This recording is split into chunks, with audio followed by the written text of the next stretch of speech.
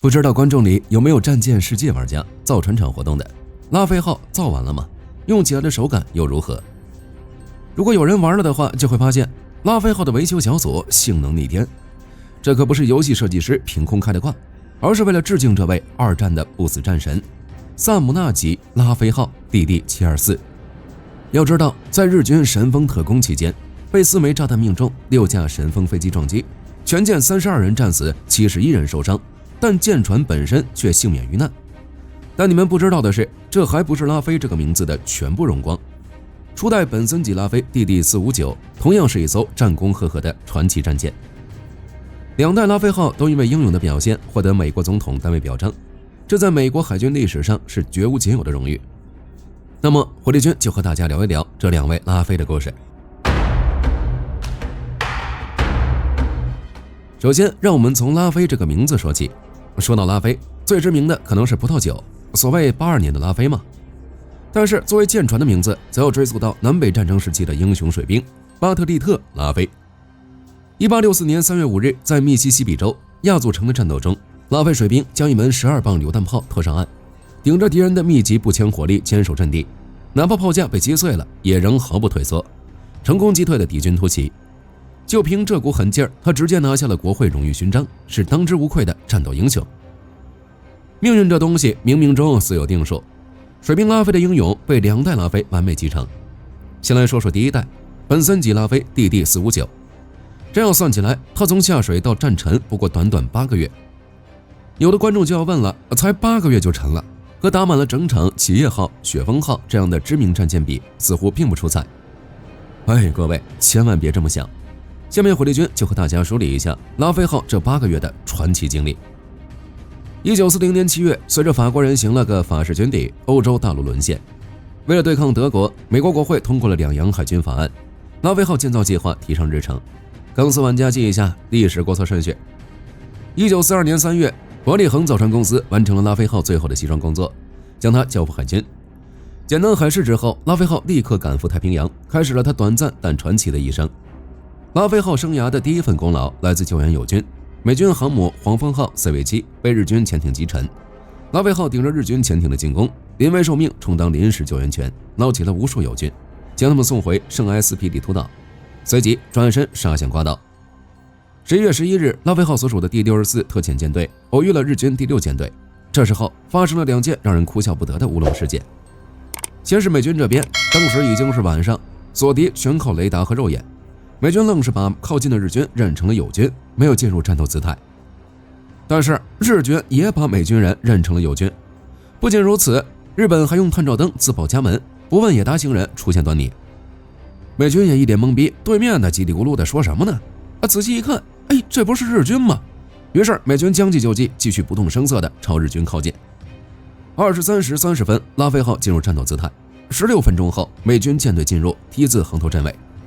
所谓踢头，就是美军侧舷正对日军舰首，美军能集中火力揍日军，而日军则无法调动最大火力。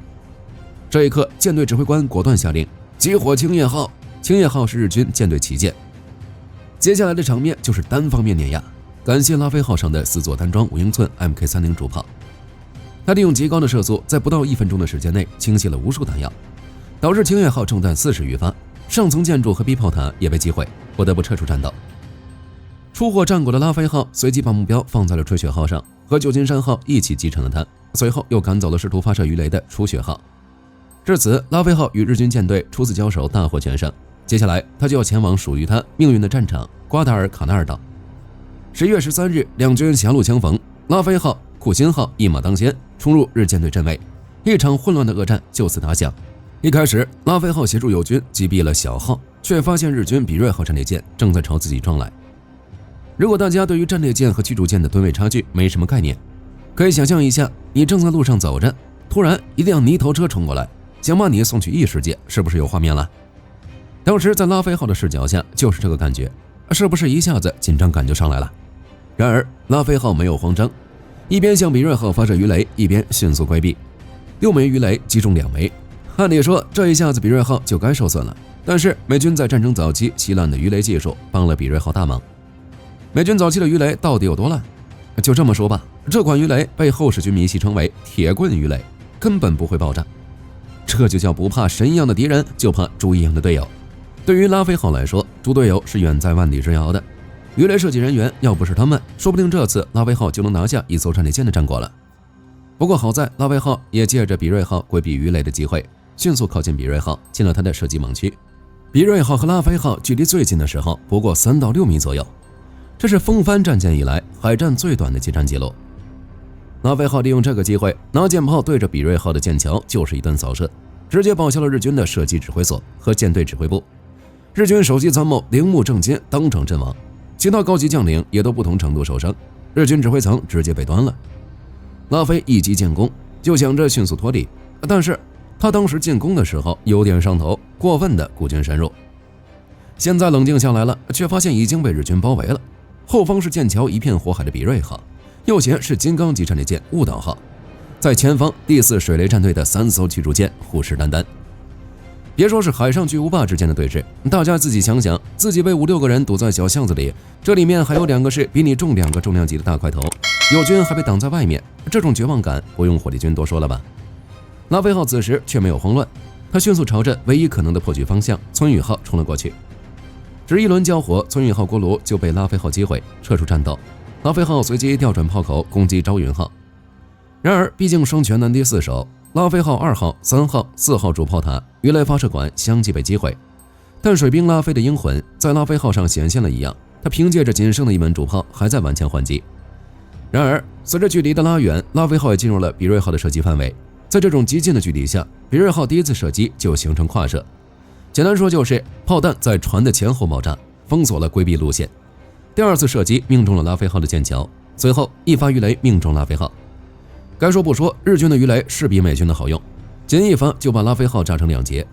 汉克舰长无奈弃船，不久之后火势蔓延至弹药库，拉菲号彻底沉没，包括舰长在内的1/3的水兵魂归大海。这场战斗中，美军损失惨重，仅仅剩下2艘驱逐舰还可以继续战斗，而日军的战力对于继续战斗还是有富裕的。但是后世的观点认为这次战斗是美国的胜利，这就要提到日军的目的和拉菲号的英勇奋战了。日军的目标是炮击亨德森机场，破坏美军的陆基航空能力。正是拉菲号的英勇战斗击毁了日军的射击指挥部，团灭了日军参谋人员，才迫使日军放弃了这次计划。拉菲号的成员也因此获得了美国总统单位表彰，其短短的一生中还获得了3枚战斗之星，是当之无愧的功勋战舰。都说人生会经历2次死亡，一次是肉体的，一次是社会意义的。对于拉菲来说，不管是水兵拉菲还是本森级拉菲，都迎来了继承者。萨姆纳级拉菲弟弟724于1943年于巴斯钢铁厂下水，次年加入现役，参与到对抗日军的战斗中。有趣的是，萨姆纳级拉菲是由巴特利特拉菲的女儿冠名，反而是作为前代的本森级拉菲是由这位老兵的孙女冠名。辈分虽然翻过来了，但是英勇的作风却一脉相承。拉菲刚刚入役就赶上了一件大事，英国、美国联手准备给德国来个大的，也就是诺曼底登陆。说到德国海军，大家熟悉的还是水下的潜艇，至于水面舰艇，那是什么没听说过。于是拉菲号在大西洋的主要对手就是暗防炮台和 U 型潜艇。拉菲号也不负众望，多次帮助舰队驱赶德国潜艇的袭击，击毁了多个暗防炮台，他本身也被一发炮弹击中。幸运的是，这枚炮弹是个哑弹，拉菲号毫发无损。这里点名某个跑去挑衅暗防炮，结果被人家击沉的布鲁歇尔，丢人。拉菲号结束在欧洲的任务后，返回本土休整，并更换了电子设备，随后就跟随大部队前往太平洋战场。之后拉菲号的经历似乎乏善可陈，不过是护航、掩护、支援之类的辅助性任务，还抽空充当了一把邮差，给尼米兹级上将送了一封信。难道拉菲号就会这样平淡地走过太平洋战争吗？答案当然是否定的。1945年，美军决定攻占冲绳岛，作为日后轰炸日本本土的空军基地，而日本也将冲绳视为和美军海上决战的战场。拉菲号也迎来了它最辉煌也是最血腥的舞台。当时的日本已经没有熟练的飞行员了，现在这一票新兵蛋子面对美军就是送菜。于是大聪明日本高层一拍脑袋，想出来了那个臭名昭著的战术——神风特攻，也就是飞行员驾驶装满炸弹的飞机直接撞击美军舰艇，进行自杀式攻击。于是美军的噩梦开始了。4月15日，拉菲号来到1号雷达警戒站点，监视日军战机动态。要说呢，这个活也不难，无非是发现日军战机后向主力舰队汇报一下。然而这一天的日军好像疯子一样，仅仅拉菲号就击落了13架战机，这还是得益于拉菲号装备的3门高频两用主炮、23门防空武器，这样密集的火力才使得拉菲号在这次袭击中毫发无伤。可是战斗还没有结束，第二天日军发起了更大规模的空袭。一开始拉菲号的防空火力发挥得很出色，先后击落了6架神风特攻机。此时的拉菲号只是受了轻伤，几个炮手受伤，一个炮塔起火，但马上就被控制住了，可以继续运作。然而好景不长，日军飞行员好像打了什么兴奋剂一样，一架又一架的特攻机朝着拉菲飞来。接下来至少6架神风特攻机不要命的一样撞向拉菲号，而且还真让他们成功了。不仅是神风特攻机，还有别的战机对拉菲号投下炸弹，拉菲号至少被命中4次。此时的拉菲号主炮塔起火，3座防空炮被彻底摧毁，舵机被卡住，拉菲号只能原地打转转，完全丧失了机动能力。难道这一次拉菲号难逃厄运了吗？在这时候，似乎连美军自己也想要放弃拉菲号了。助理通讯官弗兰克·曼森曾询问舰长贝克顿是否需要下达弃船指令。幸好拉菲号的舰长继承了前辈的英勇和果断，不，只要还有1门炮能够开火，我就永远不会弃船。这一刻，水兵拉菲和本森级拉菲的精神再次在萨姆纳级拉菲上得到了延续。当然，美国水兵的幽默感也得到了传承。船长没有听见附近一名瞭望员的小声逼逼，如果还能找到一个人来操纵他，也算是给紧张的战局加了一点小小的调剂。好在拉菲号也并非孤军奋战，海军的野猫战机和陆战队的地狱猫战机相继赶来助战，在他们的帮助下，拉菲号又击落了3架日本战机，代价是另一座毫米高射炮受损。到4月17日，拉菲号终于从日军的神风特攻地狱中成功撤出。由于船舵已经坏了，事实上它是被友军拖回港口的。之后拉菲号返回本土大修，也因此错过了日本受降仪式，这成了船员们心中最大的遗憾。不过他在冲绳岛的英勇作战也被所有人看在眼里，拉菲号获得了5枚战斗之星以及美国总统单位表彰，这样这份表彰名单上就有2个拉菲号了，这在美国海军史上至今都是独一份的荣耀。之后拉菲号经历了朝鲜战争、第2次中东战争，并前往地中海服役，最终在1975年退役。不死的战神也终究抵不过时间的侵蚀。就像刚才说的，只要有人记得，只要精神被传承，英雄就不会真正死亡。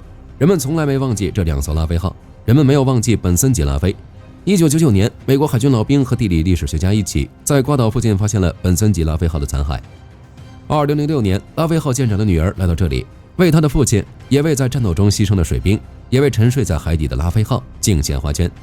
那一刻，跨了半个多世纪的思念全部融入了这片蔚蓝的大海。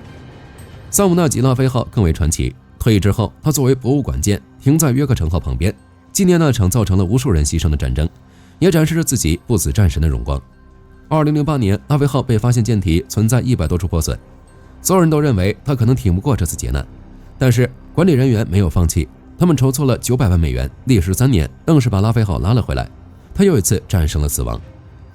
如果你有机会去爱国者角，一定要去看看萨姆纳级拉菲号博物馆，亲手触摸一下这艘不死战神的舰体。英雄不会被遗忘，传奇终将被铭记。这2艘拉菲号用自己的经历告诉我们，真正的强大不是永远不受伤，而是即便遍体鳞伤，也绝不低头，绝不放弃。好了，关于2代拉菲号的故事，今天就跟大家聊到这里。你们觉得2代拉菲号最封神的操作是哪次？